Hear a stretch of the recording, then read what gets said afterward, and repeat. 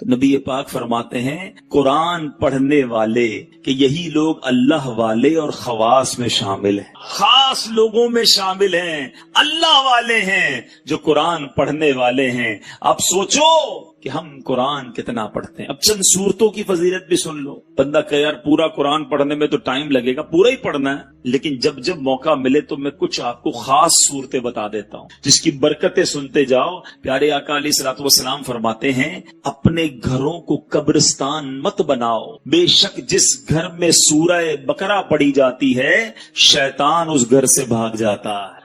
جب جب موقع 2.5 پارے ہیں، 2.25 پارے ہیں، اگر صحیح پڑھنا ہے تو 1 گھنٹے میں ہو جاتی ہے سورہ بقرہ، 1 گھنٹہ نہیں ہے۔ شیطان بھاگ جائے، برکتیں آ جائیں گی نا۔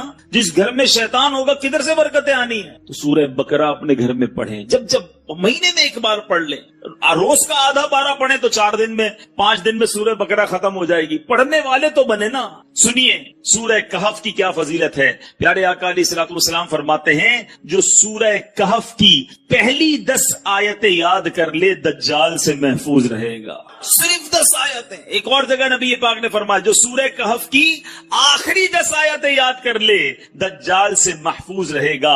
اور سبحان اللہ، اب جمعے کے دن سورہ کہف پڑھیں، اس کی الگ فضیلت ہے۔ سورہ یاسین کثرت سے پڑھا کریں۔ پیارے آقا فرماتے ہیں بے شک ہر چیز کا دل ہے اور قرآن کا دل سورہ یاسین ہے۔ جو 1 مرتبہ سورہ یاسین پڑھے گا اس کے لیے 10 مرتبہ قرآن پڑھنے کا ثواب لکھا جائے گا۔ اللہ کی رحمت تو دیکھو، سورہ یاسین 12-10 منٹ میں پوری ہو جاتی ہے، 10 قرآن کا ثواب۔ ہم سے گھنٹوں ٹی وی دکھوا لو، ہم سے گھنٹوں فون پہ بات کروا لو، 10 منٹ سورہ یاسین کے لیے ٹائم نہیں نکل۔ کتنی دوری ہے قرآن سے، سوچئے۔ سورہ دخان یہ بھی تقریباً 3 صفوں کی سورت ہے، بہت جلدی پوری ہو جاتی ہے۔ فضیلت سنو، پیارے آقا علیہ الصلوۃ والسلام نے فرمایا، ترمذی کی حدیث، جو کسی رات میں سورہ دخان پڑھے گا تو صبح ہونے تک 70,000 فرشتے اس کے لیے دعائیں مغفرت کرتے رہیں۔ ہم ایک امام صاحب سے دعا کرا کے بڑے خوش ہوتے ہیں، یار فلاں مولانا صاحب آئے تھے، میں نے ان سے دعا کرائی، بڑی اچھی بات ہے، بزرگوں سے کرانی چاہیے، مگر اس بندے کی خوش قسمتی کے کیا کہنے کہ 70,000 فرشتے ساری رات اس کے لیے دعا کر رہے ہیں۔ پڑھ لیجئے سورہ دخان، کتنی دیر لگتی ہے سورہ دخان پڑھنے میں؟ سبحان اللہ۔ سورہ ملک یہ مدنی انعام بھی ہے، روزانہ رات کو جو سورہ ملک پڑھتے ہیں انہیں مبارک ہو۔ دعوت اسلامی کے مدرسۃ المدینہ بالغان میں بھی پڑھ کر سنائی جاتی ہے۔ نبی پاک علیہ الصلوۃ والسلام نے فرمایا بے شک قرآن میں 30 آیتوں پر مشتمل ایک سورت ہے جو اپنے قاری کے لیے شفاعت کرتی رہے گی یہاں تک کہ اس کی مغفرت کر دی جائے گی۔ یہ تبارک الذی بیدہ الملک ہے، 30 آیتوں والی سورت ہے، چند منٹ لگتے ہیں۔ اے میرے میٹھے اسلامی بھائیوں، میں نے مختصر وقت میں آپ کو کچھ قرآن پاک کے فضائل بیان کیے ہیں، کچھ اہمیت اجاگر کرنے کی کوشش کی ہے۔ سورہ اخلاص کتنی مختصر سورت ہے، اللہ کی رحمت دیکھو ہم پر کتنا برسنا چاہتی ہے۔ پیارے آقا علیہ الصلوۃ والسلام نے فرمایا، مسلم شریف کی حدیث ہے، آقا فرماتے تم میں سے کوئی شخص رات میں 1/3 قرآن کیوں نہیں پڑھتا، 1/3 قرآن کیوں نہیں پڑھتا؟ صحابہ کرام نے عرض کیا حضور کوئی شخص 1/3 قرآن، 1/3 قرآن رات میں کیسے پڑھ سکتا ہے؟ نبی پاک علیہ الصلوۃ والسلام نے فرمایا قل هو اللہ احد 1/3 قرآن کے برابر ہے۔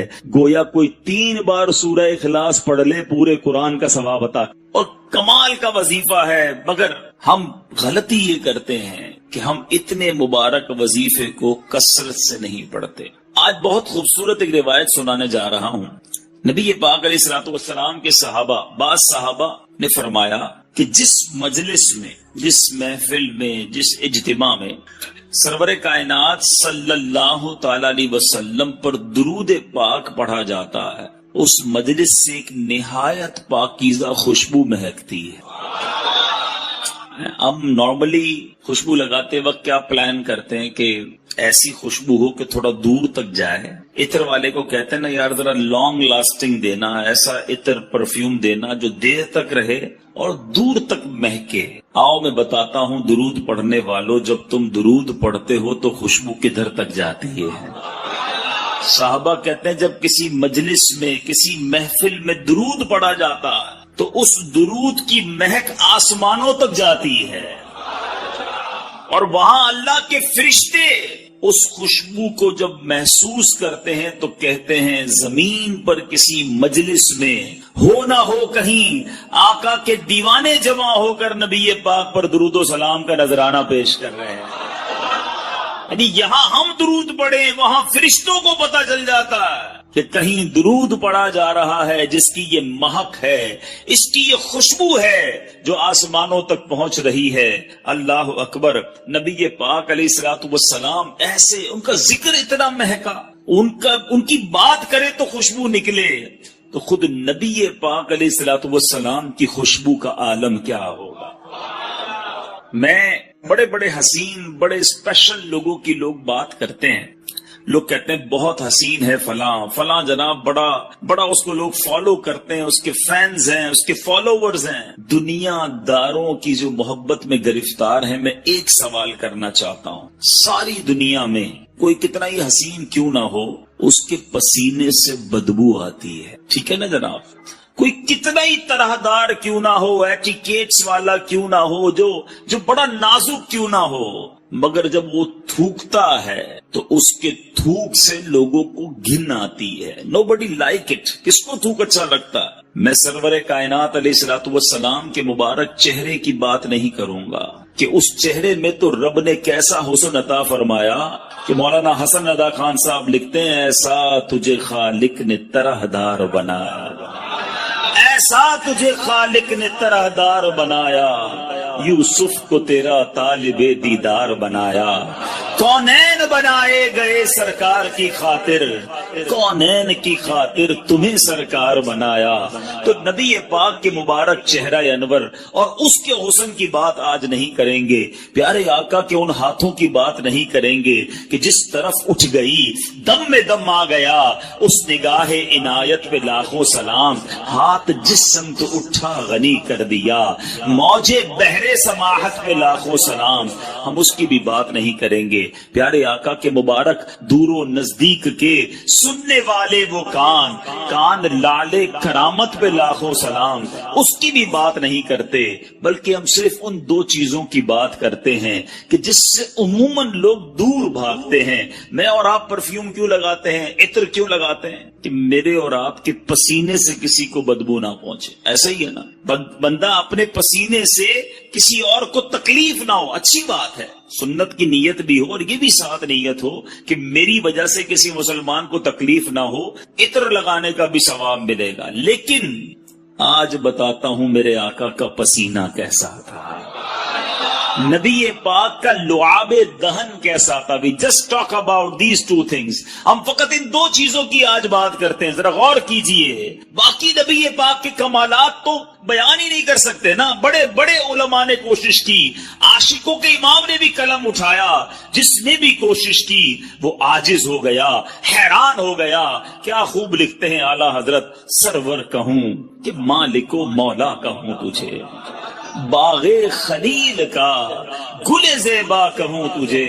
آقا تیرے تو وصف عیب تناہی سے ہے بری، حیران ہوں میرے شاہ میں کیا کیا کہوں تجھے. آج اس شعر کا مطلب بھی تھوڑا سا سمجھ لو. عیب تناہی، علماء بیٹھے ہیں ماشاءاللہ، یہ کیا ہے، اس کے پیچھے کیا لکھا ہے اعلیٰ حضرت نے. مثال کے طور پہ اگر آج میں آپ سب کو کاغذ بھی دے دوں، قلم بھی دوں، اور کہوں ذرا لکھو کسی پرسنل، جس شخصیت سے آپ پیار کرتے ہیں اس کے اوصاف لکھیں، اس کی خوبیاں لکھیں. آپ لکھنا شروع کریں گے، 10 لکھ دیں گے، 15 لکھ دیں گے، 50 لکھ دیں گے. اس کے بعد آپ مجھے سارے ہی قلم کاغذ واپس دے دیں گے کہ بھائی آپ نے کیا لکھا.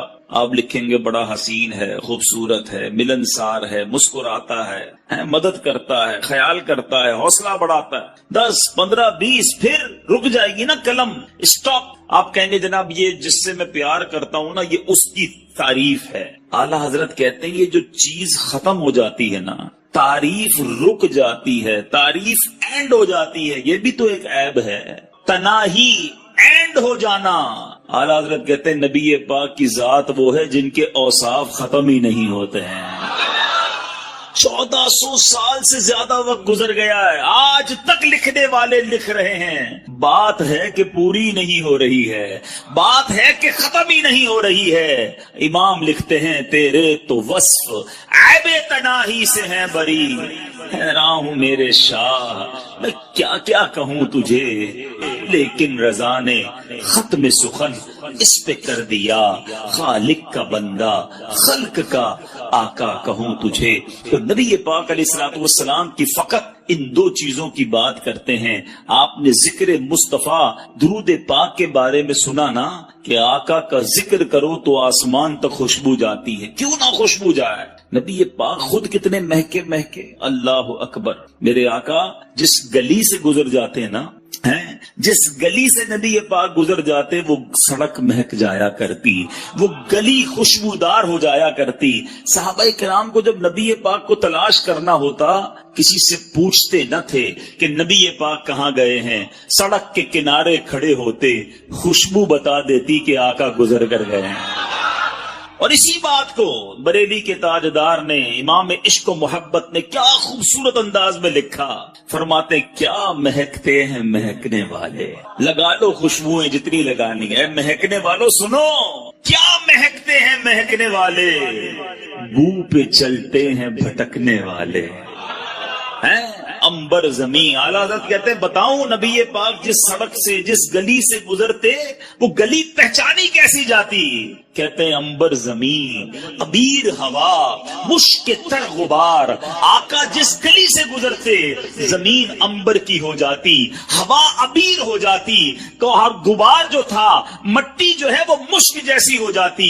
امبر زمین، ابیر ہوا، مشک تر غبار، ادنا سی یہ شناخت تیری۔ جو ہے وہ ایک صحابی آئے نبی پاک علیہ الصلوۃ والسلام کی بارگاہ میں، کہا حضور بچی کی شادی ہے اور خوشبو درکار ہے۔ پیارے آقا علیہ الصلوۃ والسلام نے فرمایا کل آنا، ایک کھلے منہ والی شیشی لانا، ساتھ ایک لکڑی کا ٹکڑا بھی لے آنا۔ صحابی دوسرے دن پہنچ گئے، نبی پاک علیہ الصلوۃ والسلام نے انہی صحابی کے سامنے، دیکھو یہ عشق کا امتحان دیکھو، انہی صحابی کے سامنے اپنے مبارک ہاتھوں سے پسینہ نکالنا شروع کیا اور اس شیشی کے اندر بھرنا شروع کیا۔ مانگا عطر ہے اور دیا پسینہ جا رہا ہے، مگر صحابی کا بلیف دیکھو، یقین دیکھو۔ عرض نہیں کیا کہ حضور بچی کی شادی ہے، عطر چاہیے، آپ پسینہ دے رہے ہیں۔ پیارے آقا نے جب شیشی بھر گئی فرمایا اپنی بیٹی کو کہنا جب خوشبو کی ضرورت ہو اس لکڑی کے ٹکڑے سے اس عطر کو، اس پسینے کو اپنے جسم پر لگا لیا کرے۔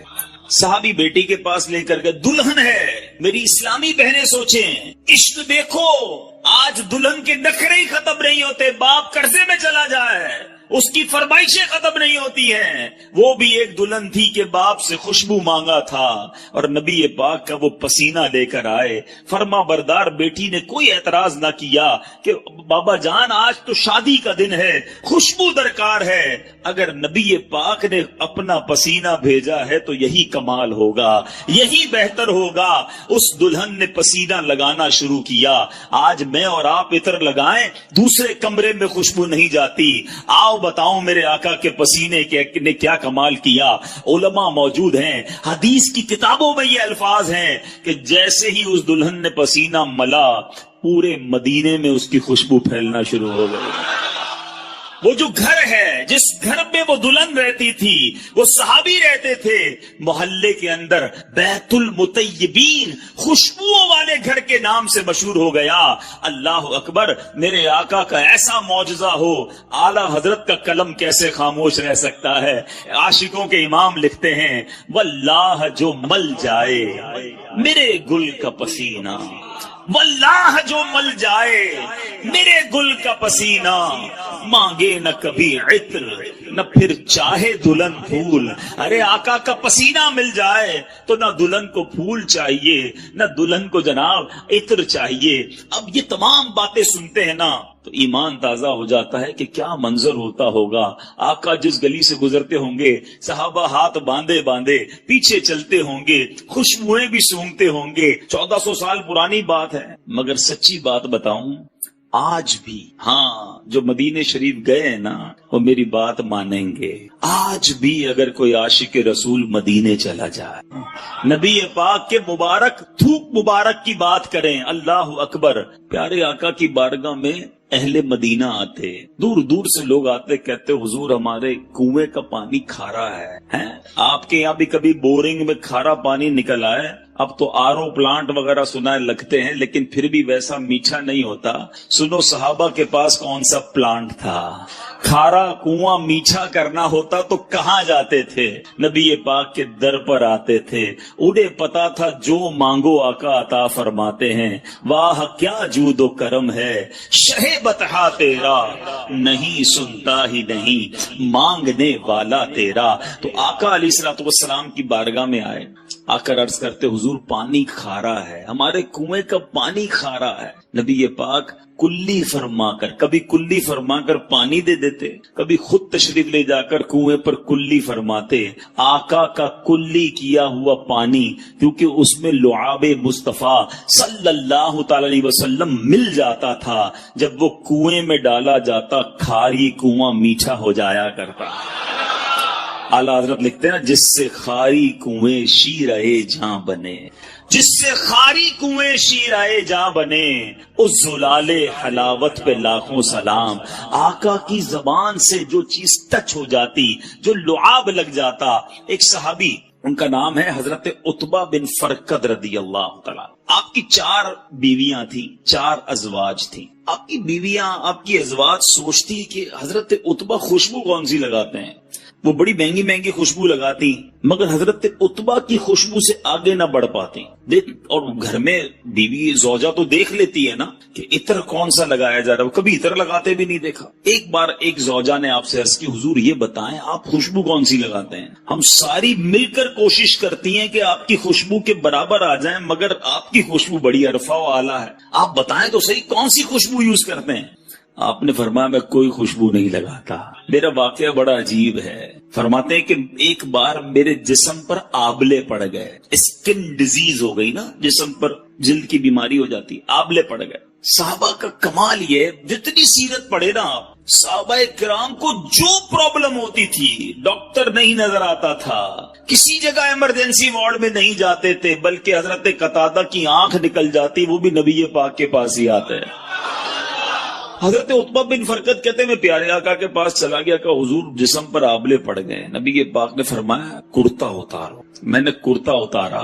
آج اسکن پر، جلد پر کوئی بیماری لگے تو کریم لگائی جاتی ہے، آئنٹمنٹ لگائے جاتے ہیں، بڑے بڑے ڈاکٹر فارمولے لگاتے ہیں۔ نبی پاک نے حضرت عتبہ کا کرتا اتارنے کے بعد اپنا لعاب دہن نکالا، حضرت عتبہ کے جسم پر ملنا شروع کر دیا۔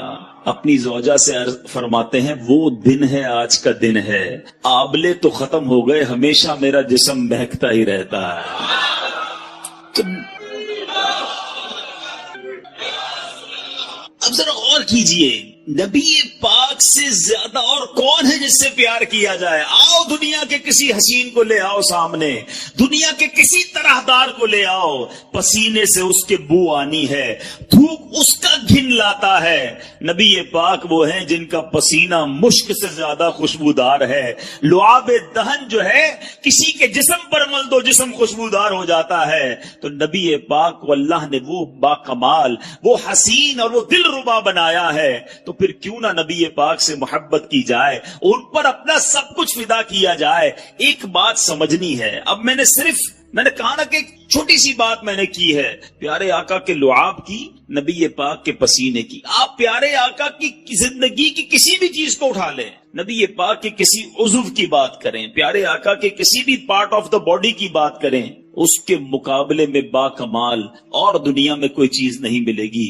نبی پاک کی باتیں، پیارے آقا کی پرخیف گفتگو کی بات کریں، ایسا بولنے والا سارے جہان میں کوئی اور نہیں ملے گا۔ نبی پاک کی عادتوں کی بات کریں، ایسی عادتیں دنیا میں کہیں نہیں ملے گی۔ اور ایسے کیسے ملے گا جب نبی پاک کو رب نے حبیب بنایا، اپنا حبیب بنایا، تو پھر پیارے آقا جیسا پھر کسی کو نہ بنایا۔ اور یہ بات میں نہیں کہتا، ایک بار پیارے آقا علیہ الصلوۃ والسلام نے خود جبریل امین سے ارشاد فرمائی. حدیث کا مضمون ہے, جبریل یہ تو بتاؤ, تم نے سارے نبیوں کو دیکھا ہے, سارے جہان کو دیکھا ہے, کیا تم نے ہم جیسا, مجھ جیسا کسی اور کو پایا؟ جبریل امین کا جو جواب ہے نا, وہ میں اعلیٰ حضرت کے شعر کے ذریعے دینا چاہتا ہوں. اعلیٰ حضرت لکھتے ہیں, یہی بولے سدرا والے, سدرۃ المنتہا پہ رہتے ہیں نا جبریل امین, یہی بولے سدرا والے چمنے جہاں کے تھالے. آقا ہم نے ساری دنیا کو دیکھا, ساری دنیا کو چھان ڈالا, یہی بولے سدرا والے چمنے جہاں کے تھالے, سبھی میں نے چھان ڈالے, تیرے پائے کا نہ پایا, تجھے یک نے یک بنایا. آقا رب نے آپ جیسا کسی کو نہیں بنایا. اب آؤ بتاتا ہوں, جب جبریل امین نے نبی پاک جیسا کسی کو نہیں دیکھا نا, تو پھر نبی پاک سے اٹیچمنٹ کیسی ہو گئی, پیارے آقا سے محبت کیسی ہو گئی. سارے نبیوں کے پاس گئے ہیں, مگر تفاسیر کی کتابوں میں سبحان اللہ لکھا, حضرت آدم علیہ الصلوۃ والسلام کے پاس جبریل امین 12 مرتبہ حاضر. کتنی بار؟ حضرت سیدنا ادریس علیہ الصلوۃ والسلام کے پاس 4 مرتبہ حاضر ہوئے. حضرت سیدنا نوح علی نبینا علیہ الصلوۃ والسلام کے پاس 50 مرتبہ حاضر ہوئے. حضرت سیدنا ابراہیم علیہ الصلوۃ والسلام کے پاس 42 ٹائمز 42 بار حاضر ہوئے. حضرت سیدنا موسیٰ کلیم اللہ علی نبینا علیہ الصلوۃ والسلام کے پاس 400 بار حاضر ہوئے. اور اب بتاتا ہوں, حضرت عیسیٰ علیہ الصلوۃ والسلام کے پاس جو روح اللہ ہیں 10 بار حاضر ہوئے.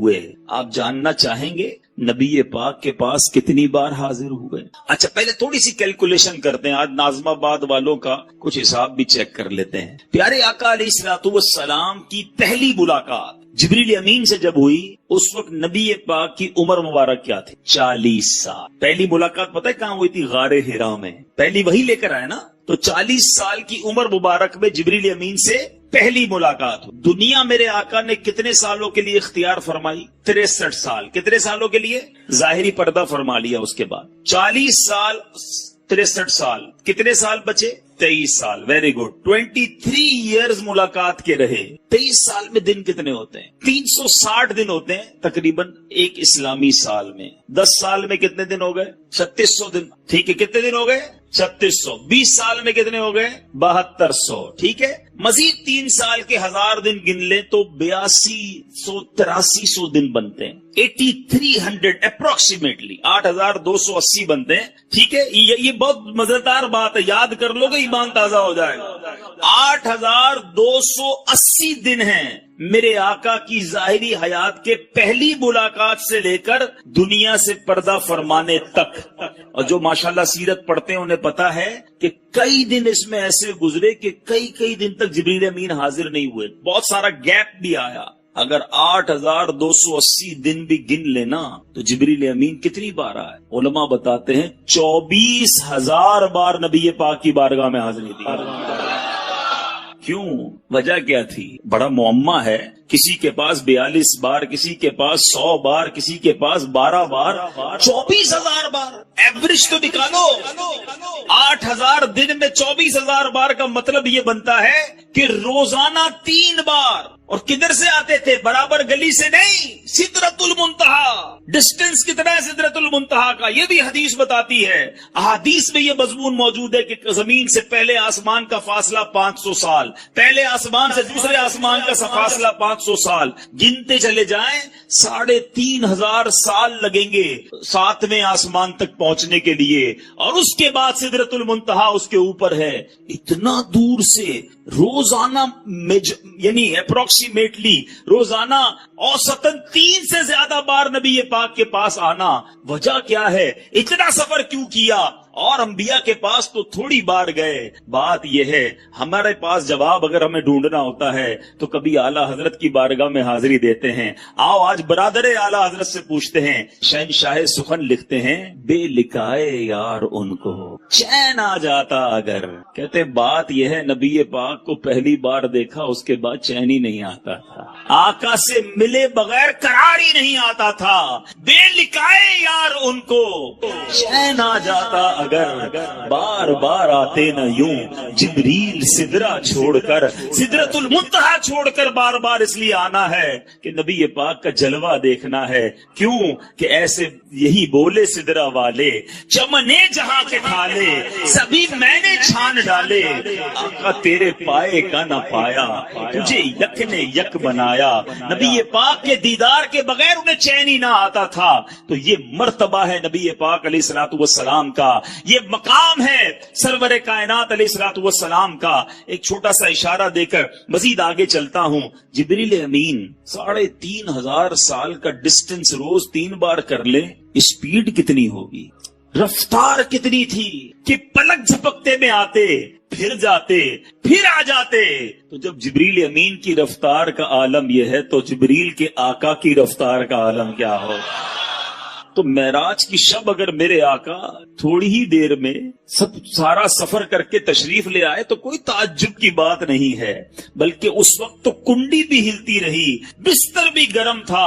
علماء بڑا پیارا عشق بھرا جواب دیتے ہیں کہ جناب اتنا سارا سفر ہوا، ابھی واپس آئے تو بستر گرم ہے، کنڈی بھی ہل رہی ہے، سفر تو بہت طویل تھا، کہ کیسے ہو گیا؟ تو علماء عشق بھری زبان میں جواب دیتے ہیں کہ بات یہ ہے کہ آج دنیا میں بھی آپ کی میری گھڑی سے سیل نکال لیں تو گھڑی رک جائے گی نا، سیل ڈالیں تو پھر چلنا شروع ہو جائے گی۔ علماء کہتے ہیں آقا سارے جہان کی جان ہیں، جب جان ہی چلی گئی تھی تو جہان رک گیا تھا، نبی پاک تشریف لائے دنیا پھر چلنا شروع ہو گئی۔ وہ جو نہ تھے تو کچھ نہ تھا، وہ جو نہ ہو تو کچھ نہ ہو، جان ہے وہ جہان کی، جان ہے تو جہان ہے۔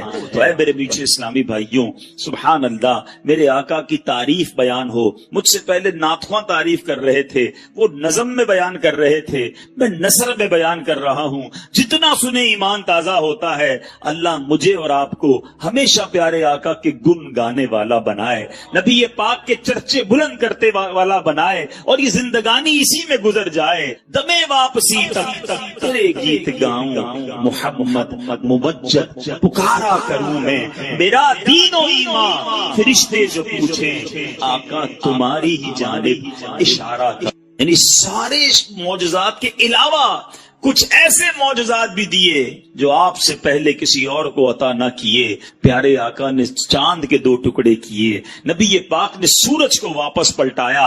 ایسے ایسے معجزات ہیں کہ آج بھی سنے تو ایمان تازہ ہو جاتا ہے۔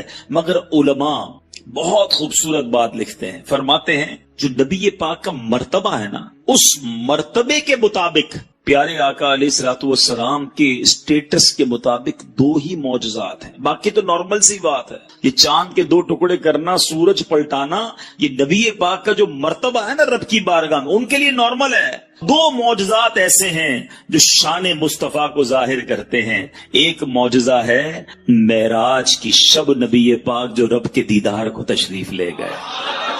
ساری کائنات میں کسی نے رب کو نہیں دیکھا، یہ چھوٹی بات نہیں ہے، ذرا سمجھنے کی کوشش کریں۔ حضرت موسیٰ کلیم اللہ ہے، اللہ سے کئی بار کلام کیا۔ ایک بار عرض کی مولا میں تجھے دیکھنا چاہتا ہوں، دیدار کرنا چاہتا ہوں۔ ارشاد ہوا لن ترانی، اے موسیٰ تم مجھے نہ دیکھ سکو گے۔ پھر عرض کی کوہ طور پر رب عز و جل نے اپنی تجلی کا نزول فرمایا، دیدار نہیں کروایا، تجلی کا نزول ہوا۔ اس تجلی، اس نور کی جو تجلی تھی، اس کی تاب نہ لا سکے، حضرت موسیٰ بے ہوش ہو گئے۔ یہاں التجا تھی یا اللہ دیکھنا ہے، وہاں سے منع ہوا لن ترانی۔ فرق دیکھیے گا، یہ کلیم اللہ ہے۔ اب آؤ حبیب اللہ کی بات کرتے ہیں۔ 27ویں رجب ہے، آقا تم ام ہانی رضی اللہ تعالی عنہا کے گھر سو رہے تھے، آرام فرما رہے تھے۔ جبریل امین آئے، قدموں کو بوسہ دے کر عرض کیا حضور رب بلا رہا ہے۔ وہاں حضرت موسیٰ خود عرض کر رہے ہیں، یہاں بلایا جا رہا ہے۔ تبارک اللہ شان تیری، تجھی کو زیبا ہے بے نیازی، کہیں تو وہ جوش لن ترانی، کہیں تقاضے وصال کے تھے۔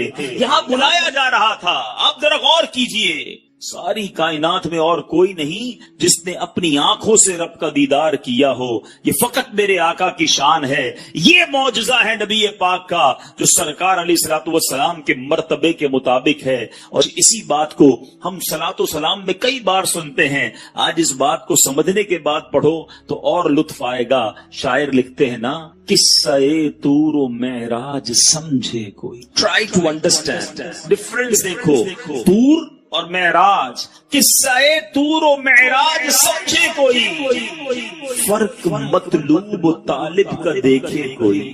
ایک طرف التجا تھی، طالب تھے حضرت موسیٰ، اور یہاں حبیب پاک مطلوب ہیں۔ فرق مطلوب و طالب کا دیکھے کوئی بے ہوش جلووں میں گم ہے کوئی۔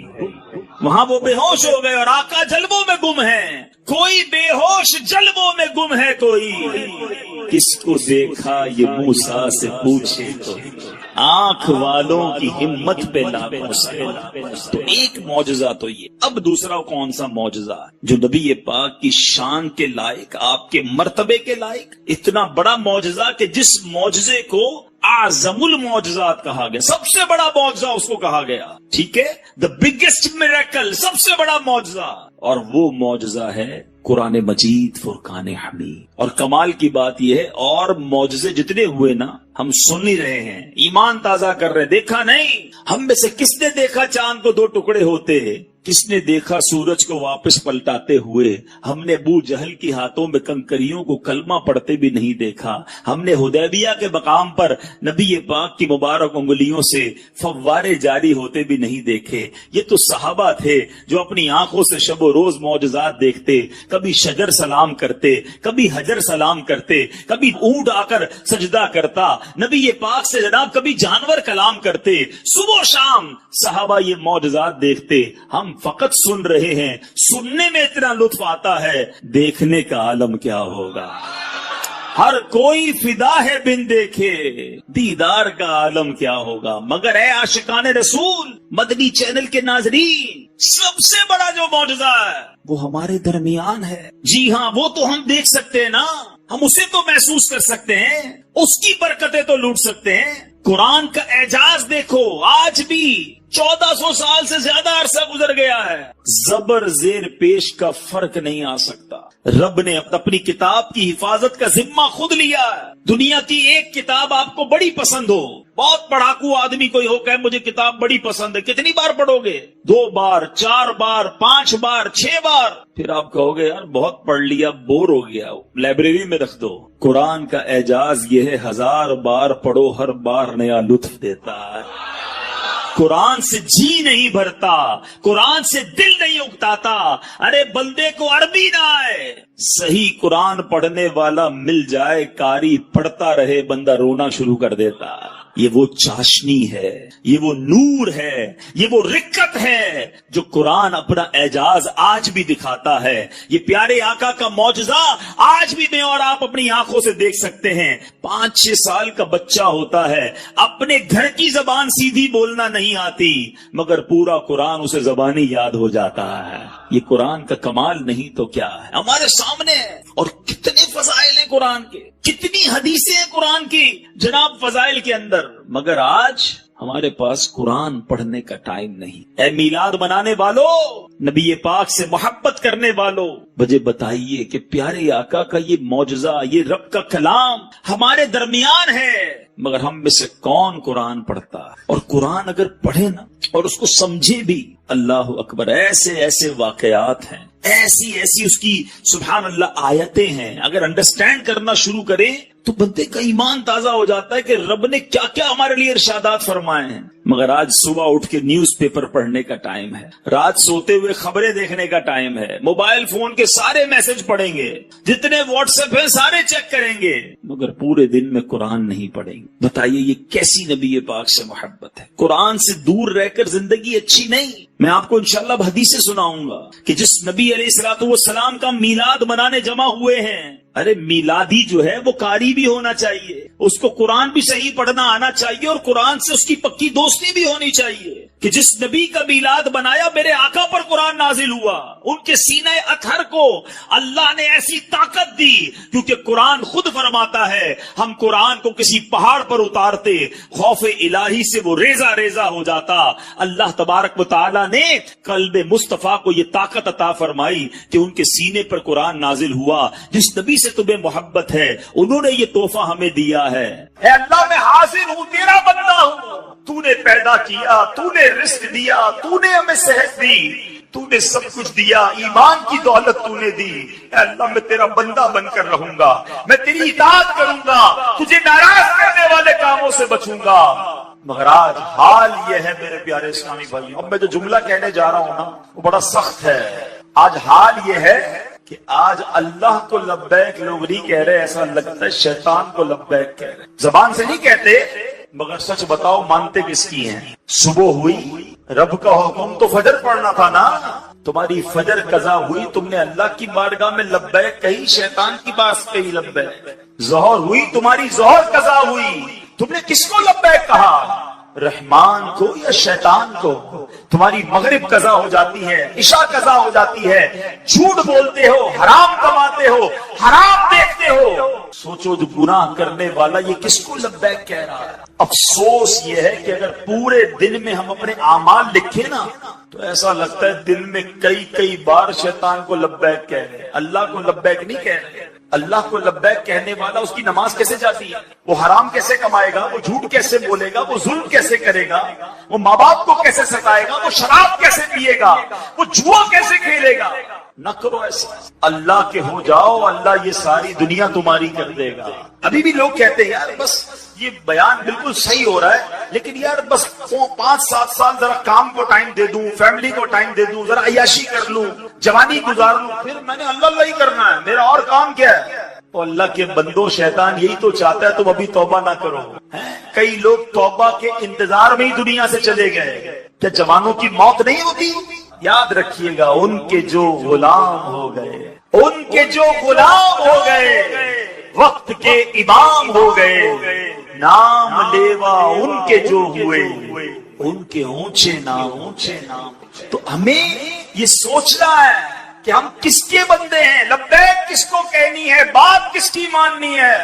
آج یہ ذہن بنا کر جاؤ کہ میں نے دل کی گہرائیوں سے روز اپنے رب کی بارگاہ میں لبیک کہنا ہے۔ ادھر مؤذن فجر کی اذان دے گا، ادھر میں نے لبیک کہہ کر مسجد میں حاضر ہو جانا ہے۔ ادھر ظہر کی اذان ہوگی، میں نے دل میں لبیک کہنا ہے، اے اللہ میں حاضر ہوں، نماز کے لیے حاضر ہونا ہے۔ آپ کے سامنے حرام روزی آ رہی ہے، آپ نے حرام روزی کو ٹھکرانا ہے اور رب کی بارگاہ میں کہنا ہے لبیک اللہم لبیک، مولا میں حرام نہیں کماؤں گا۔ حرام کام کرنے کو جی چاہے کوئی دوست بلائے، شیطان بڑگلائے، نہیں لبیک کہہ چکا، اللہ کا بندہ ہوں، حرام کی طرف نہیں جاؤں گا۔ ذکر کیجئے، درود پڑھیے اور زندگی سنتوں کے مطابق گزاریے۔ اس طرح کی جب زندگی گزاری نا تو پھر انشاءاللہ قبر میں بھی چین ہوگا، محشر میں بھی چین ہوگا، اور اللہ نے چاہا مکے مدینے کی حاضریاں اور وہاں جا کر بھی لبیک پڑھنا نصیب ہوگا۔ مولا علی شیر خدا سے ایک بار کسی نے پوچھا کہ حضور یہ بتائیں وضو کی ابتدا کیسے ہوئی؟ میں اور آپ وضو تو کرتے ہیں نا، آؤ میں آپ کو بتاتا ہوں مولا علی نے کیا جواب دیا۔ مولا علی شیر خدا نے فرمایا کہ جب اللہ کریم نے فرشتوں کو فرمایا تھا نا کہ میں زمین پر اپنا خلیفہ بنانا چاہتا تھا، میں زمین میں اپنا نائب بنانے والا ہوں، فرشتوں نے جواب میں کیا کہا تھا؟ اتجعلوا فیہا من یفسد فیہا ویسفک الدماء، اے اللہ کیا ایسے کو نائب کرے گا جو اس پہ فساد پھیلائے اور خون ریزیاں کرے؟ تو اللہ کریم نے کیا فرمایا؟ انی اعلم ما لا تعلمون، مجھے معلوم ہے جو تم نہیں جانتے۔ اب فرشتوں کو لگا کہ ہم نے تو اللہ کی بارگاہ میں گستاخی کر دی ہے، اللہ کی بارگاہ میں جرت کر دی ہے، ہمیں سوال نہیں کرنا چاہیے تھا۔ اب فرشتوں نے اللہ کی بارگاہ میں معافی مانگی، مغفرت اور رضا چاہی، عرش الہی کا طواف کرنے لگے۔ اللہ پاک نے فرمایا کہ کیا تم میری طرف سے مغفرت چاہتے ہو؟ جی یا اللہ ہم تجھ سے مغفرت چاہتے ہیں، معافی چاہتے۔ اللہ نے فرمایا میرے عرش کے نیچے نہر ہے جس کا نام نہر الحیوان ہے، وہاں چلے جاؤ۔ فرشتے وہاں پہنچ گئے، گئے. پہلے کہا ہاتھ کو, انہوں نے ہاتھ. ارشاد ہوا 3 بار کلی کرو, انہوں نے 3 بار کلی کی. پھر ارشاد ہوا کہ 3 بار ناک پہ پانی ڈالو. فرشتوں نے ناک پہ پانی ڈالا. چہرہ دھونے کا حکم دیا گیا, ہاتھ کونیوں سمیت دھونے کا حکم دیا گیا, سر کا مسح کا حکم دیا گیا, پیر دھونے کا حکم دیا گیا. سبحان اللہ. پھر اللہ کریم نے فرمایا اب کہو سبحانک اللہم وبحمدک اشہد ان لا الہ الا انت استغفرک واتوب الیک. فرشتوں نے ایسا کر لیا. اب اللہ نے فرمایا کہ اے فرشتوں, جو بھی صاحب ایمان یہ کرے گا جو تم نے کیا ہے, میں اسے اپنی مغفرت اور رضا سے نواز دوں گا. فرشتوں نے کہا یا اللہ یہ مہربانی صرف ہمارے لیے؟ فرمایا نہیں, صرف تمہارے لیے نہیں بلکہ جسے میں خلیفہ بناؤں گا, حضرت آدم علیہ السلام, اس کی اولاد کے لیے بھی یہ فضیلت ہے. یعنی اولاد آدم میں سے بھی جو یہ عمل کرے گا, یعنی وضو کرے گا, میں اس کی مغفرت فرما دوں. وضو کی ابتدا فرشتوں سے ہوئی ہے. وضو کا طریقہ اللہ نے فرشتوں کو بتایا ہے, اور سبحان اللہ یہ ہم پر مہربانی کی گئی. درود پاک پڑھنے کے بے شمار فضائل و برکات ہیں. کعبے کے بدر الدجا, طیبہ کے شمس الضحا صلی اللہ تعالی علیہ وسلم کا فرمان عالی شان ہے کہ جو کوئی شخص مجھ پر ایک بار درود پاک پڑھے, اللہ کریم اس پر اپنی 10 رحمتیں نازل فرماتا ہے. جو کوئی شخص 10 بار درود پاک پڑھے, اللہ کریم 100 رحمتیں نازل فرماتا ہے. فرمایا جو 100 بار پڑھے, اللہ 1000 رحمتیں نازل فرماتا ہے. میرے آقا علیہ السلام فرماتے ہیں جو 1000 بار درود پاک پڑھنے والا ہوگا, حدیث کا خلاصہ ہے, وہ مرے گا نہیں جب تک جنت میں اپنا مقام نہ دیکھے. یعنی مرنے سے پہلے اسے جنت میں اپنا گھر بھی دکھا دیا جائے گا. تو کیا ہی اچھا ہو کہ ہم چلتے پھرتے اٹھتے بیٹھتے کوئی ٹائم اپنی پوری ڈیلی روٹین کا ایسا سیٹ کریں کہ میں نے اس وقت درود پاک پڑھنا. اب دیکھیں نا سوشل میڈیا پر بعض اوقات گھنٹوں ہمارے ریلز دیکھتے ہوئے, چیزیں دیکھتے ہوئے گزر جاتے ہیں, بلکہ بعض اوقات ان میں گناہ ہوتا ہے. ثواب تو دور کی بات, یا تو فضول ہوتے ہیں یا گناہ ہو رہا ہوتا ہے. تو کیوں نہ ان عادتوں کو کچھ کم کریں, اس سے جان چھڑائیں اور ذکر و درود کی طرف آ جائیں. اللہ مجھے بھی اور آپ کو بھی اپنا اور اپنے حبیب علیہ الصلوۃ والسلام کا کثرت سے ذکر کرنے کی توفیق عطا فرمائے. محبت کے ساتھ با آواز بلند درود پاک پڑھ لیں. صلو علی الحبیب. آج میں نے ایک بڑی کمال کی ایک سنت آپ کے سامنے پیش کرنی ہے, اور نارملی دیکھا یہ گیا ہے کہ اس سنت سے بہت سارے لوگ اب دور ہو گئے. حالانکہ یہ اتنی پیاری سنت ہے, بغیر محنت بغیر کوشش کے نیکیوں کا انبار لگ جاتا ہے. اتنی نیکیاں اور آپ اتنے بڑے بڑے انعامات کے حقدار بن جاتے ہیں. وہ سنت کون سی ہے میں انشاءاللہ بیان کرتا ہوں, مگر امام محمد بن محمد غزالی علیہ رحمت اللہ الوالی نے ایک بڑا پیارا واقعہ اپنی کتاب وکاشفۃ القلوب میں لکھا. وکاشفۃ القلوب بڑی پیاری کتاب ہے. واقعہ کیا تھا کہ ایک شخص نے ایک غلام خریدا. آج کے دور میں تو کسی کو گھر میں ملازم رکھنا ہو تو وہ نوکری پہ جاب پہ رکھتا ہے نا, پہلے ایسا نہیں ہوتا تھا. پتہ پہلے غلام خریدے جاتے. انہوں نے غلام خریدا. اچھا جب غلام خریدا تو غلام کہتا ہے حضور میری 3 شرطیں ہیں. اچھا بات بڑی عجیب تھی, غلاموں کی شرطیں نہیں ہوتی ہیں. آپ نے کہا اچھا تم بھی شرطیں لگاؤ گے, بتاؤ کیا شرطیں ہیں. تو کہتا حضور پہلی شرط تو یہ ہے کہ آپ مجھے فرض نماز کے وقت منع نہیں کریں گے, نماز پڑھ لیں. اچھا وہ آقا بھی دیندار تھا, نیک آدمی تھا. کہتا ٹھیک ہے مسلمان ہوں, نماز سے کیوں روکوں گا, اوکے. کہتا دوسری شرط یہ کہ دن میں جو چاہے کام لے لیں, رات مجھے آپ چھوڑ دیں. کہا ٹھیک ہے مجھے کام دن میں لینا, میں بھی رات آرام کرتا ہوں, تم بھی رات آرام کرنا. کہتا تیسری شرط یہ کہ آپ مجھے اپنے گھر میں کوئی بھی ایک الگ سے کمرہ دے دیں گے تاکہ میں سیپریٹ رہوں. تو کہا ٹھیک ہے, میں نے بھی یہ سوچا تھا گھر میں بہت سارے کمرے ہیں, غلام کا کمرہ ہوتا ہے تو میں کمرہ دے دوں گا. شرطیں کوئی مشکل تھی نہیں, آقا نے ایکسپٹ کر لی. غلام گھر پر آیا, بڑا محنتی غلام تھا, دن میں کام کرتا, رات اپنے کمرے میں چلا جاتا. ایک دن آقا چلتے چلتے اس کے کمرے کے پاس سے جب گزرا تو دیکھا عجیب منظر ہے. کمرے کی چھت کھلی ہوئی ہے, آسمان سے نور برس رہا ہے, غلام سجدے میں ہے, اللہ کی عبادت کر رہا ہے, اور اللہ کو رو رو کر یہ عرض کر رہا ہے کہ میرے مولا میں غلام ہوں, دن میں میری ڈیوٹیز ہیں, اگر یہ کام نہ ہوتا تو میں دن بھی تیری عبادت کرتا, رات بھی تیری عبادت کرتا. آقا بڑا حیران ہوا کہ یہ میرا غلام کیا چیز ہے, ایسی عبادت, ایسا نور اور ایسی گفتگو. اگلی رات ہوئی تو اپنی بیوی کو لیا کہ چلو میں تمہیں ایک منظر دکھاتا ہوں. اپنی زوجہ کو لے کر غلام کے کمرے کے پاس گیا, پھر وہی منظر, چھت کھلی ہوئی ہے, آسمان سے نور برس رہا ہے, غلام سجدے میں وہ ہے اور اللہ سے باتیں ہیں, بڑی کیفیت. جب یہ منظر دیکھا تو وہ میاں بیوی بھی آنسو بہانے لگے, وہ بھی رونے لگے کہ یہ کیسا غلام ہے. صبح ہوئی تو غلام کو آقا نے بلایا اور کہا کہ ہمیں پتہ چل گیا ہے تمہاری رات کی عبادت ہم نے دیکھ لی ہے, تم اللہ سے یہی کہہ رہے تھے نا کہ یا اللہ میں مجبور ہوں، اگر دن میں بھی فارغ ہوتا تو تیری عبادت کرتا، رات میں تو تیری عبادت کرتا ہوں۔ تو ہم میاں بیوی نے فیصلہ کیا ہے کہ آج کے بعد تم آزاد ہو، جاؤ دن میں بھی عبادت کرو، رات میں بھی اللہ کی عبادت۔ اچھا ہماری جگہ کوئی ہوتا تو بڑا خوش ہو جاتا کہ چلو یار انعام مل گیا۔ غلام کو آزاد ہونا بڑی نعمت تھی، مگر وہ غلام دراصل وہ آقا بننے کے قابل، وہی آقا تھا، وہ بڑا کمال کا بندہ تھا۔ وہ پتہ کیا کہتا ہے، جب آقا نے کہا نا مجھے پتہ چل گیا تم رات کیا کرتے ہو اور اس وجہ سے میں تمہیں آزاد کرتا ہوں، تو وہ غلام اللہ کی بارگاہ میں کہتا ہے یا صاحب السر ان السر قد ظہر، اے راز رکھنے والے مولا، اے صاحب راز تو کھل گیا، ولا ارید حیاتی بعد مشتہرا، اے اللہ میں اب راز کھلنے کے بعد زندہ نہیں رہنا چاہتا۔ اور یہ کہا اور اس کی روح نکل گئی، اس زمین پہ باڈی آتی ہے اور وہ انتقال کر جائے۔ اے میرے پیارے اسلام، اب غور کیجئے، اس واقعے سے بہت سارے لیسن ملیں گے۔ جو میں نے کہا تھا نا کہ نبی پاک کی ایک سنت بیان کرنی ہے، وہ سنت کون سی ہے؟ وہ سنت ہے ذکر الہی۔ میرے آقا خوب اللہ کا ذکر کرتے، کتنا ذکر کرتے تھے، آپ کو میں اندازہ کرواتا ہوں، آپ کو اندازہ ہو جائے۔ نبی پاک سونے سے پہلے اللہ کا ذکر، جاگنے کے بعد اللہ کا ذکر، کھانے سے پہلے اللہ کا ذکر، کھانے کے بعد اللہ کا ذکر، پیارے آقا گھر سے نکلتے ہوئے اللہ کا ذکر، گھر میں داخل ہوتے ہوئے اللہ کا ذکر، قدم قدم پر اللہ کا ذکر۔ کیسے؟ یہ سب چیزوں کی دعائیں ہیں نا، کھانے سے پہلے کی دعا، کھانے کے بعد کی دعا، پانی پینے سے پہلے کی دعا، پانی پینے کے بعد کی دعا، آئینہ دیکھنے کی دعا، سرما لگانے کی دعا۔ اس کا مطلب کیا ہے؟ دعا کیا ہے؟ ذکر الہی ہے نا، اللہ سے باتیں کرنا ہے نا۔ نبی پاک قدم قدم پر اللہ کو یاد کرتے، سورج گرہن کی دعا، چاند گرہن کی دعا، بارش برس رہی ہے پھر دعا، بادل گرج رہے ہیں پھر دعا، قدم قدم پر دعائیں، کتنا اللہ کا ذکر کرتے تھے۔ اور آج بتاؤ پورا پورا دن گزر جاتا ہے، ہم کتنا اللہ کا ذکر کرتے؟ یہ غلام کتنا اللہ کا ذکر کرتا تھا کہ رات بھر اللہ کی عبادت ہے، اور تمنا کیا ہے؟ مولا دن بھی مل جاتا تو دن بھی تیری عبادت کرتا، دن بھی تجھے یاد کرتا، دن بھی تیرا ذکر کرتا۔ ذکر الہی پر میں انشاءاللہ آگے بات کرتا ہوں، مگر اس واقعے سے ایک اور بڑا کمال کا میسج مل رہا ہے۔ اس غلام کی عبادت لوگوں کو پتہ چل گئی ہے، اس کا راز کھل گیا۔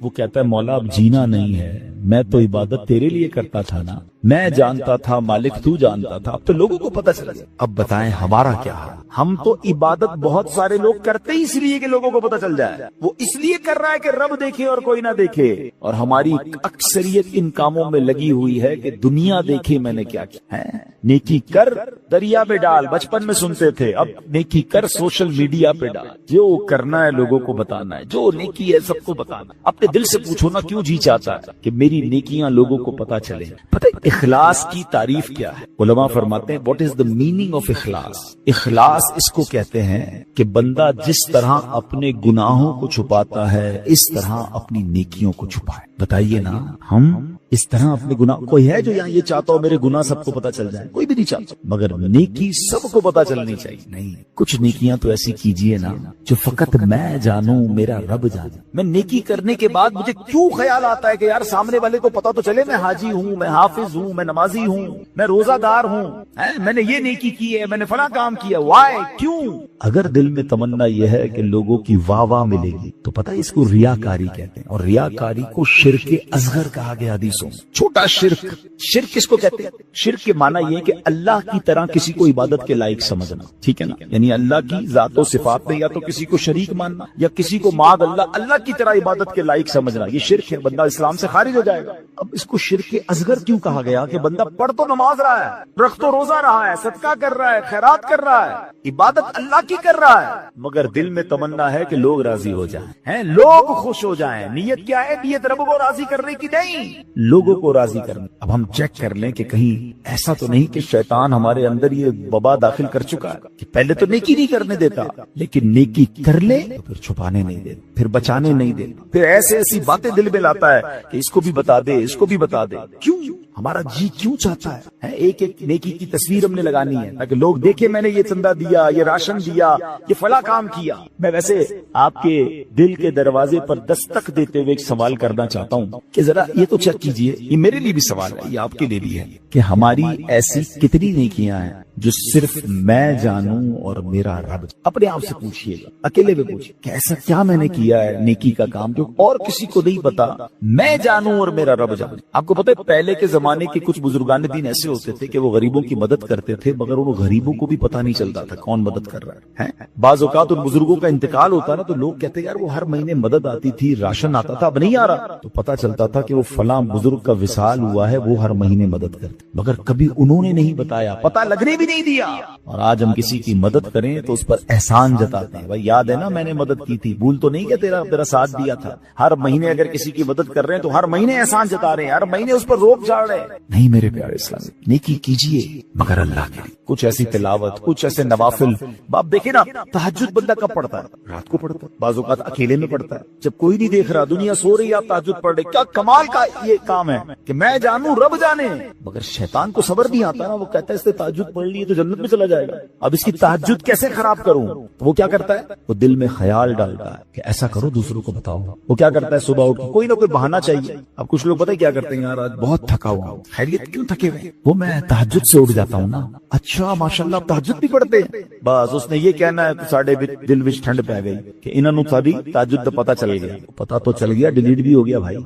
کیوں پتہ چل گیا, کیوں بتانا. اللہ کرے یہ بات اس غلام کے اس واقعے سے کیسی بات سیکھنے کو مل رہی. اب مالک کو پتہ چل گیا, حالانکہ اس نے نہیں بتا, ہم تو بتاتے ہیں, اس نے بتایا نہیں تھا, یہ تو چھپ کے کر رہا تھا, مگر پتہ چل گیا تو کہتا ہے مولا اب راز ہی کھل گیا تو اب جینے کا کیا. ہائے غلام تو نہیں کہوں گا, اس آقا کے صدقے اللہ مجھے بھی اخلاص نصیب فرمائے, آپ کو بھی نصیب. اچھا اب بات کرتے ہیں سنت رسول, ذکر الہی کی.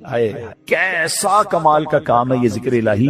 اللہ کریم کس طرح قرآن مجید میں ہمیں ذکر کرنے کا حکم ارشاد فرماتا ہے, فرمایا یا ایھا الذین آمنوا اذکروا اللہ ذکرا کثیرا. آسان ترجمہ قرآن کنز الایمان, اے ایمان والو اللہ کو بہت یاد کرو. کتنا؟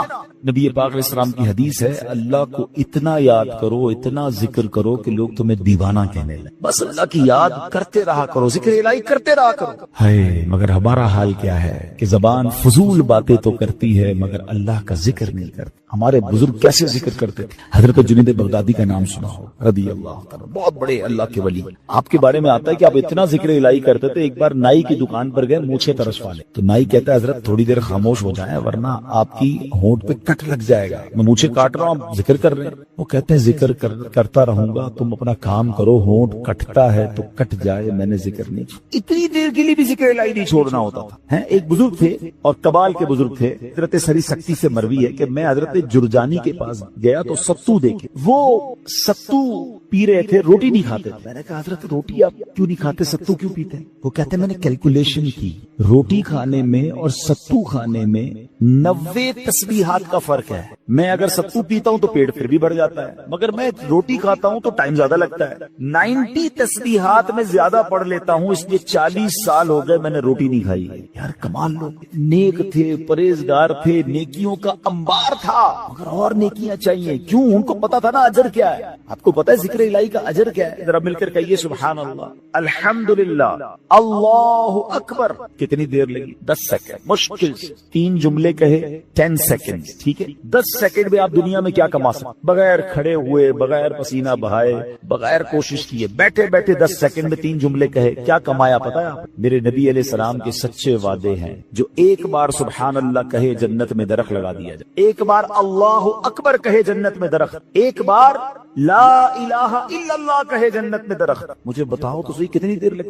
آپ نے بیٹھے بیٹھے 3 جنت میں درخت لگا لیا. اچھا یہ تو چونکہ نبی پاک کی حدیث ہے, ہمیں عمل کرنا چاہیے, لیکن دنیاوی اسکیم ہو تو آج اگر اعلان کر دوں کہ بھائی یہ فیضان مدینہ میں آپ سب بیٹھ جائیں, آج فجر تک جو جتنی بار سبحان اللہ کہے گا اتنے 1000 روپے ملیں گے. بندہ کہے گا حضرت فجر تک کیوں آپ کہیں, 2-3 دن بیٹھ جاتے ہیں, موبائل بند, تسبیح ہاتھ میں, ہر سبحان اللہ پر 1000 روپے, 100 سبحان اللہ پہ لاکھ روپے. اوئے ہوئے آج تو امیر کروڑ پتی ہو کے جاؤں گا. مجھے سچ بتاؤ, سبحان اللہ کہنے پر 1000 روپے زیادہ قیمتی ہیں, یا میرے آقا فرما رہے ہیں کہ اس کے لیے جنت میں درخت لگ جاتا, تو پھر کیوں نہ ہم جنت میں درخت لگانے کا سامان, ہم کیوں نہ اللہ کو راضی کرنے کا اور اپنے لیے آخرت کا سامان کریں. اور ذکر والے کتنے اللہ کو پسند ہیں. ایک بڑی کمال کی حدیث, حضرت سہل بن معاذ رضی اللہ تعالیٰ عنہ اپنے والد صاحب سے روایت کرتے ہیں کہ ایک مرتبہ محفل نور سجی ہوئی تھی, رسول اکرم صلی اللہ علیہ وسلم کے ساتھ صحابہ کرام بھی تھے. ایک صحابی نے حضور سے عرض کی کہ حضور یہ بتائیے کہ جہاد میں سب سے عظمت والا زیادہ کون ہے؟ جہاد کرنے والے تو بہت سارے ہیں نا، بہت سارے صحابہ لڑتے تھے اللہ کی راہ میں،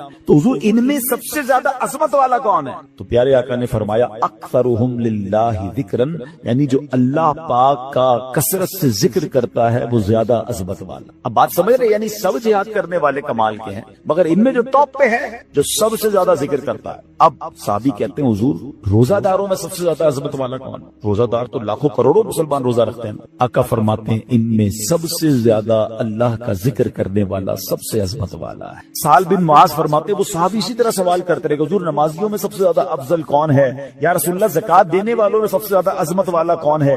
ایک ایک عبادت کا سوال کرتے رہے، آقا سب کے جواب میں یہ فرماتے رہے اکثرہم للہ ذکرن، یعنی جو اللہ پاک کا ذکر کثرت سے کرتا ہے وہ اس کیٹیگری میں ان لوگوں میں سب سے زیادہ افضل اور عظمت والا ہے۔ اب حضرت ابو بکر صدیق رضی اللہ تعالیٰ عنہ بھی حاضر تھے، حضرت عمر فاروق بھی موجود تھے۔ ابو بکر صدیق رضی اللہ تعالیٰ عنہ جو مسلمانوں کے پہلے خلیفہ ہیں، وہ حضرت عمر سے کہتے ہیں اے عمر یوں تو ذکر الہی کرنے والے ساری بھلائیاں لے گئے۔ تو نبی پاک نے جب یہ سنا تو کہا ہاں اے ابو بکر بات ایسی ہی ہے، جو ذکر اللہ کی کثرت کرتا ہے وہ ساری بھلائیاں ہی سمیٹ لے، یعنی ٹاپ آف دا لیول اگر کچھ لوگ ہیں تو وہ کون ہیں؟ وہ ذکر الہی کرنے والے ہیں۔ اے میرے پیارے اسلامی بھائیوں، اب ہمیں یہ غور کرنا ہے کہ ہم کتنا ذکر کرتے ہیں، ہماری زبان پر کتنا ذکر ہوتا ہے۔ حضرت معاذ بن جبل رضی اللہ تعالیٰ عنہ کہتے ہیں میری نبی پاک علیہ الصلوۃ والسلام سے ان کی ظاہری حیات میں جو آخری ملاقات ہوئی نا، تو میں نے نبی پاک سے کہا حضور مجھے کوئی نصیحت فرما۔ تو پیارے آقا علیہ الصلوۃ والسلام سے کہتے ہیں حضور کون سا عمل اللہ کی بارگاہ میں سب سے بہتر اور سب سے زیادہ قرب حاصل کرنے والا؟ تو پیارے آقا علیہ السلام نے فرمایا اے معاذ تمہیں موت اس حال میں آئے کہ تمہاری زبان ذکر اللہ سے تر ہو، سب سے افضل عمل۔ ٹھیک ہے نا؟ اب مفتی احمد یار خان نئی کے تحت فرماتے ہیں کہ اس کا مطلب یہ ہے کہ بندہ پورا دن کچھ نہ کچھ اللہ کا ذکر مختلف انداز سے کرتا رہے۔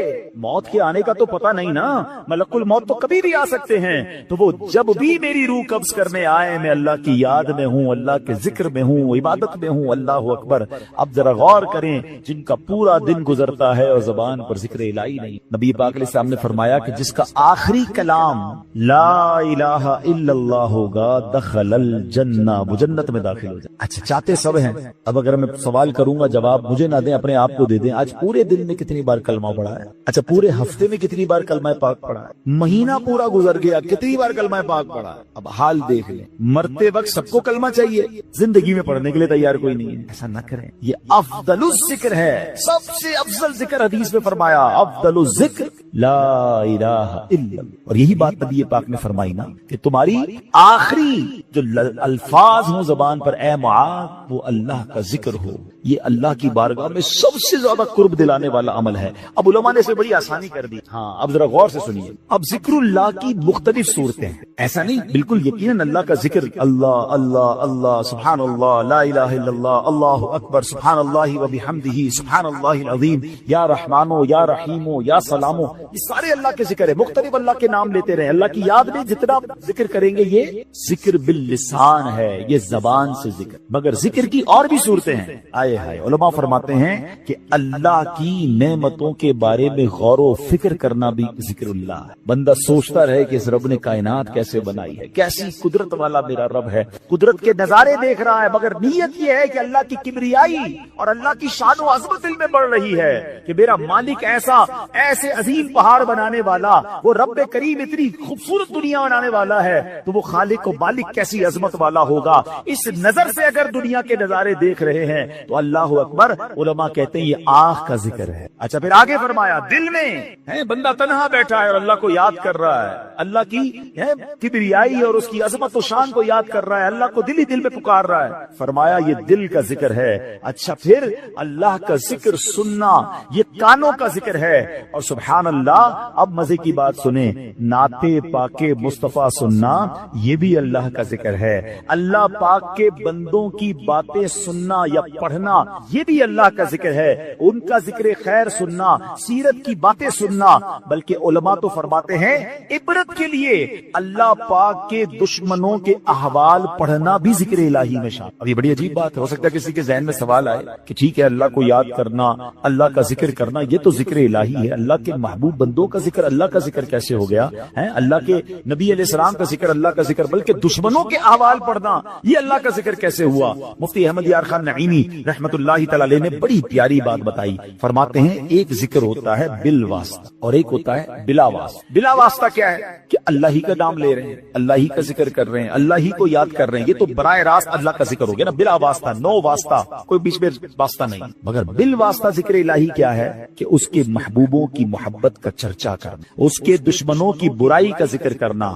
اور وہ کیسے لاجیکلی اب سمجھایا مفتی صاحب نے۔ اب میں آپ سب سے ایک سوال کرتا ہوں، قرآن پاک اللہ کا ذکر ہے کہ نہیں؟ بتائیے، کلام اللہ ہے نا، پورا قرآن ذکر۔ کوئی قرآن پڑھ رہا ہے تو اب یہ تو نہیں کہیں گے معاذ اللہ غلط کام کر رہا ہے، وہ ذکر الہی کر رہا ہے، ہر لمحہ عبادت کر رہا ہے۔ اب قرآن میں کہیں تو اللہ کا نام ہے، کہیں تو اللہ کی کبریائی ہے، کہیں تو اللہ کی قدرت کے نظارے ہیں۔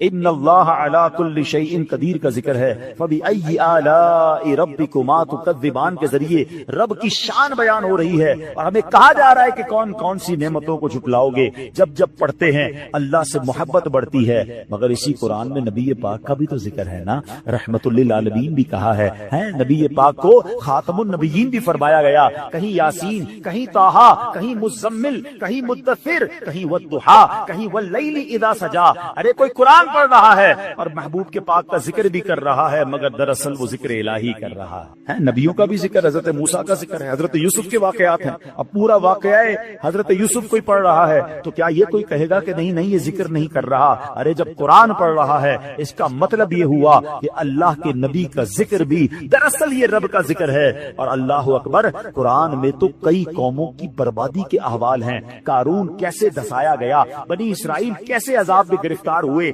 فرعون کا حال کیا ہوا، یہ سارے واقعات قرآن میں موجود ہیں۔ تو اب اس کا مطلب یہ ہوا کہ اللہ کے دشمنوں کے احوال پڑھنا بھی یہ بھی ذکر الہی میں شامل ہے۔ اور یہ ذکر کی محفلیں کتنی کمال کی ہیں، یہ نصیب والوں کو ملتی ہیں۔ دیکھیں نا، جس کردو میں فیضان مدینہ میں اجتماع ہو رہا ہے، کئی لوگوں کو بلایا گیا ہوگا، کئی لوگوں کو دعوت دی ہوگی، کچھ آئے کچھ نہیں آئے۔ یقین کریں جو آئے ہیں نا وہ خود سے نہیں آئے، انہیں بلایا گیا۔ ہاں، میری اور آپ کی اوقات نہیں کہ میں کہوں میں آج اجتماع میں آیا، میں مسجد میں آیا۔ چلے مجھے بتائیں مسجد کس کا گھر ہے؟ ذرا ساتھ جواب بھی دو نا، مسجد کس کا گھر ہے؟ آپ کے گھر میں کوئی بغیر اجازت آ سکتا ہے؟ آپ کا دروازہ کھٹکھٹائے کہ حضرت آج میں آپ کے گھر میں رہوں گا، آپ کون ہے بھائی؟ میں نہیں جانتا، میرے گھر میں کیسے آئیں گے؟ اجنبی ہیں؟ آپ کے گھر میں کون آتا ہے؟ جس کو آپ بلاتے ہیں۔ اللہ کے گھر میں بغیر بلائے کیسے کوئی آ سکتا ہے؟ ہم سب کو بلایا گیا، ہمیں موقع دیا گیا ہے، ہمیں سعادت دی گئی ہے۔ اور سنو، اللہ کے گھر میں آتے رہا کرو۔ کئی لوگ پورا ہفتہ نہیں آتے،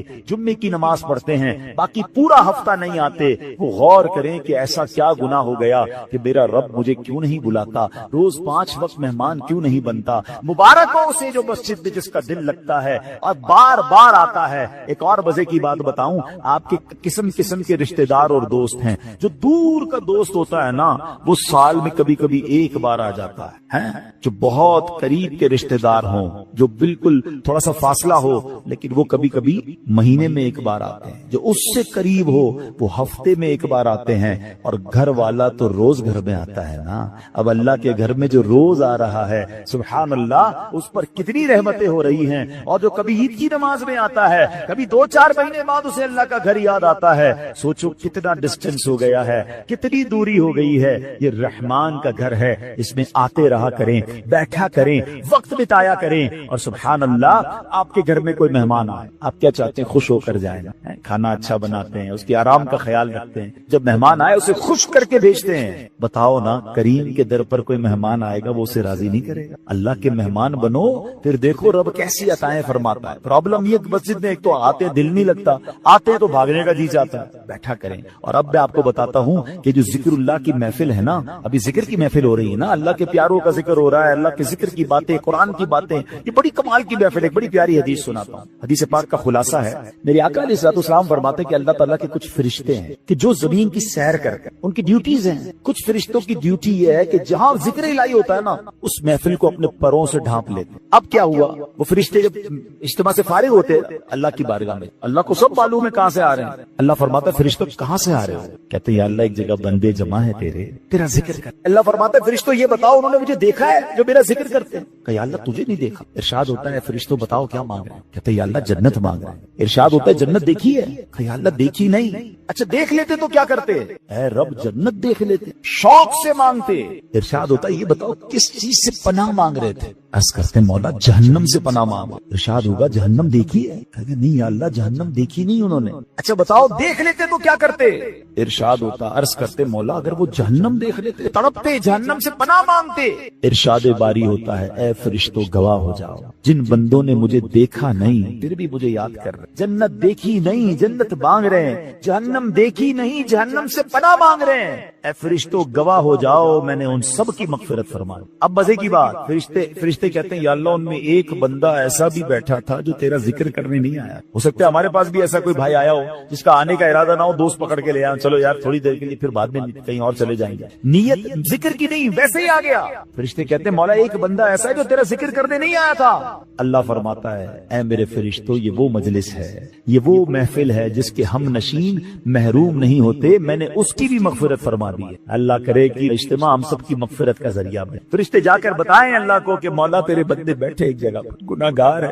آج میں پوری آیت بیان کرنے نہیں جا رہا, آج ایک آیت کا صرف یوں سمجھیے کہ مختصر سا جز, چھوٹا سا حصہ مگر امیزنگ کمال کا پیغام ہے, کمال کا یوں سمجھیے ہمیں ایک آرڈر دیا گیا ہے. اگر اس پر عمل کر لیں تو زندگی خوبصورت, زندگی آسان, گھروں میں امن, دوستوں میں پیار, محلوں میں امن ہو جائے گا. ایسا کیا ہے 2-3 الفاظ کے اندر اتنی کمال کی بات فرما دی گئی. چنانچہ پارہ نمبر 1 ہے, سورہ بقرہ ہے, آیت نمبر ہے 83. اللہ ارشاد فرماتا ہے وَقُولُوا لِلنَّاسِ حُسْنًا, اور لوگوں سے اچھی بات کہو. بس قرآن نے کیا کہا, لوگوں سے جب بھی کریں اچھی بات کریں. سبحان اللہ, یہ حکم اگر ہم اپنا لینا تو یہ سمجھے ہمارے معاشرے میں امن و سکون ہو جائے گا. وَقُولُوا لِلنَّاسِ حُسْنًا, لوگوں سے اچھی بات کہو. یہ جادو جیسا اثر رکھنے والا حکم ہے. ہاں کہ لوگوں سے اچھی بات کہو. آپ یقین کریں آپ زندگی کے ہر میدان میں کامیاب ہو سکتے ہیں اگر یہ حکم پر ہم عمل کرنے والے بن جائیں. کس طرح بڑے بڑے معاملات سارٹ آؤٹ ہو گئے,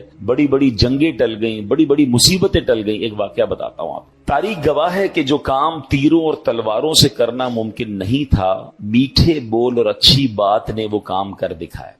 تاتاری قوم یہ ایک ایسی قوم تھی, بڑی ظالم قوم. اس نے دنیا پر بہت ظلم و ستم بہائے, اس نے خون کی ندیاں بہائیں, درجنوں بار ان کے ساتھ جنگیں لڑی گئیں, مگر اس قوم کو ہرا نہیں پاتے تھے لوگ. وہ قتل و غارت گری کرتے چلے جاتے اور ملک کے ملک تباہ و برباد کرتے چلے جاتے. اب کیا ہوا کہ خراسان کے ایک بزرگ تھے, انہیں خواب میں حکم ملا کہ جاؤ اور جا کر تاتاری قوم کو اسلام کی دعوت دینی. وہ قوم جو ایسی جنگجو ہے, لڑنے کے لیے تیار ہے. وہ بتایا جاتا تھا کہ ہلاکو خان اور یہ لوگ جو لوگ تھے یہ کھوپڑیوں کے مینار بنایا کرتے تھے.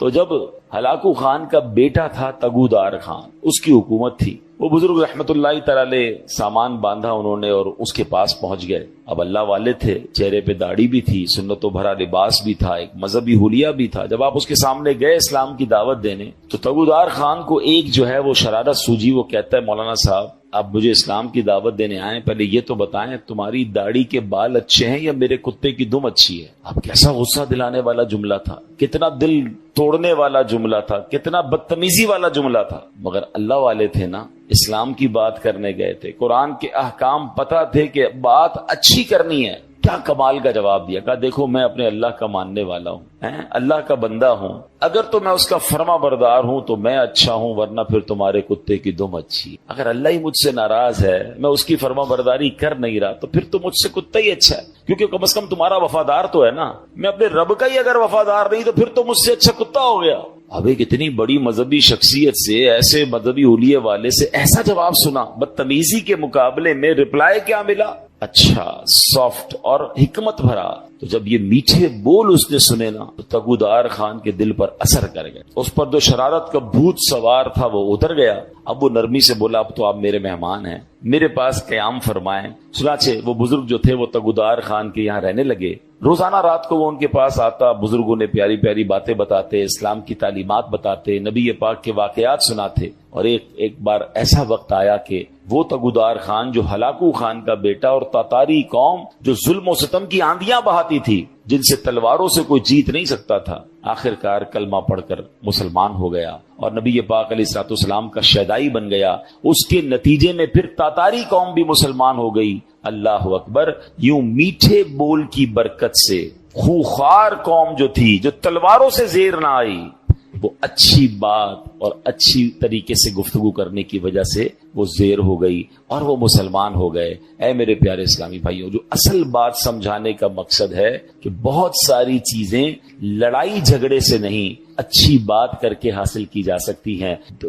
تیکھے بول، چبھتے ہوئے جملے، لڑنے والی باتیں دشمنیاں تو پیدا کر سکتی ہیں، دوست نہیں بنا سکتی ہیں. ہمارا پرابلم یہ ہے کہ ہم قرآن کے اس حکم پر عمل کرنے میں کامیاب نہیں ہو رہے. بڑا پیارا شعر ہے نا، ہے فلاح و کام رانی نرمی و آسانی میں، ہر بنا کام بگڑ جاتا ہے نادانی میں. آپ نے دیکھا ہوگا ایک جملہ بندہ کہہ دیتا ہے رشتہ ختم ہو جاتا ہے، ایک جملہ ایسا کہہ دیتا ہے دوستی ختم ہو جاتی ہے، ایک جملہ ایسا کہہ دیتا ہے پارٹنرشپ ختم ہو جاتی ہے. اچھا، بعد میں بندہ برسوں سوچتا رہتا ہے کاش یار وہ جملہ نہ کہتا، مجھے کیا ہو گیا تھا، میں نے کیوں ایسی بات کر دی تھی. میں نے پہلے بھی بیان میں ایک بات بتائی ہے، ہماری جسم میں جتنے بھی باڈی پارٹس ہیں نا، اس کا کوئی گارڈ نہیں ہے، کوئی روک نہیں ہے، مگر زبان وہ واحد پارٹ آف دا باڈی ہے جس کے 32 گارڈ ہیں. 32 دانتوں کے پیچھے زبان کو رکھا گیا ہے کہ بندہ پہلے سوچ لے پھر بات کرے. مگر جب یہ زبان چلتی ہے تو 32 پہرے داروں کا خیال بھی نہیں رکھتی اور کسی کا دل توڑ دیتی ہے، کسی کا گھر توڑ دے. قرآن نے کیا حکم دیا؟ ہم آج بات قرآن کی کر رہے ہیں. اللہ فرماتا وَقُولُوا لِلنَّاسِ حُسْنًا، اور لوگوں سے اچھی بات کہو. کاش ہمیں اچھا بولنا نصیب ہو جائے، میٹھا بولنا نصیب ہو. کڑوا بولنا بہت سارے لوگوں کو آتا ہے، ایسے ایسے جملے ڈھونڈ کر لاتے ہیں اور سامنے والے کو کہتے ہیں کہ اس کا دل چھلنی ہو جاتا ہے، اس کو اس قدر غصہ آ جاتا ہے کہ بات پھر لڑائی تک پہنچ جاتی ہے. نہیں میرے پیارے اسلامی بھائیوں، اس طرح کی باتیں کرنے کا کیا فائدہ؟ اب اتنی کڑواہٹ ہے لوگوں کی زبان میں. اب موٹر سائیکل پر جا رہے ہیں، سائیکل پر جا رہے ہیں، گاڑی میں جا رہے ہیں یا رستے میں جا رہے ہیں، کسی کی ٹھوکر لگ گئی، وہ انسان ہے نا، غلطی ہو جاتی. اندھا ہے کیا؟ دیکھ کر نہیں، اسٹارٹ ہی تیکھے جملوں سے ہو رہا ہے، آنکھیں نوچ لوں گا تمہاری، جانتا نہیں میں کون ہوں. یعنی everybody is ready to fight. معافی، درگزر، کہاں گیا؟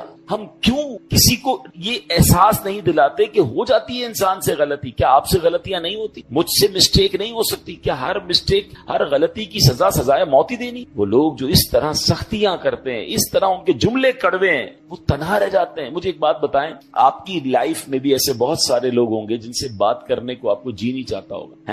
کیوں نہیں چاہتا؟ کیونکہ ان کی بات میں کڑواہٹ ہے، ان کی بات ہمیشہ سختی سے شروع ہوتی ہے، ان کی بات میں چبن ہے. ایسے لوگ تو مسجد میں آنے والوں کو ناراض کر دیتے ہیں. ہم مسجد میں بچے آتے ہیں، ٹھیک ہے، بچے تو بچے ہی ہوتے ہیں نا، ان کو کیا پتا شرارت کرنی ہے نہیں کرنی. ان کے والد کا کام ہے، بڑے بھائی کا کام ہے کہ مسجد میں ایسے بچوں کو لائیں جو شرارت نہ کریں، شور نہ کریں. لیکن اگر کوئی بچہ کر بھی بیٹھا تو کیا اس کا انداز یہ ہوگا کہ اس بچے کو تھپڑ مار دیا جائے، اس بچے کو اتنا ڈانٹا جائے، اتنا ڈرا دیا جائے کہ آئندہ وہ مسجد میں آنے سے ڈر جائے؟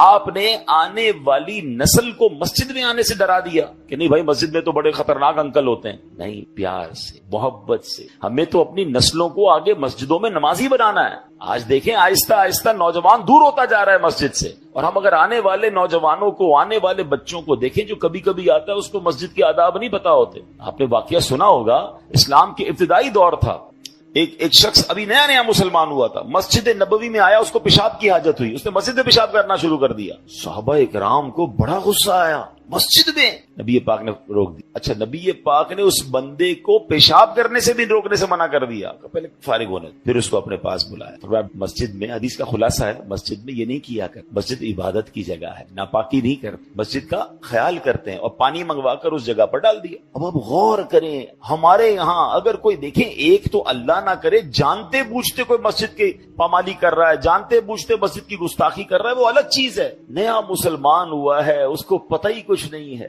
اللہ اکبر. بلکہ علماء کہتے ہیں جو نبی پاک نے اس کو پیشاب کے دوران نہیں روکا, اس کی بھی حکمت یہ بیان ہوئی کہ اگر کسی بندے کو حاجت ہے, اس کو آپ بیچ میں روکیں گے, اس کو تکلیف ہو جائے گی. کیا مذہب ہے ہمارا, کتنی ریلیکسیشنز ہے, اور یہاں تو مارنے کے لیے تیار ایوری بڈی. بھائی کسی کا سر پھاڑ دو, کسی کا پیر توڑ دو. میرے پیارے لوگوں سے نرمی سے بات, اچھی بات کریں. یہ میرے اسلام کی تعلیم ہے, یہ میرے نبی پاک کا طریقہ ہے. حدیث پاک میں سنیے, فرماتے لوگوں میں بدترین وہ شخص ہے جو گھر والوں پر تنگی کرتا.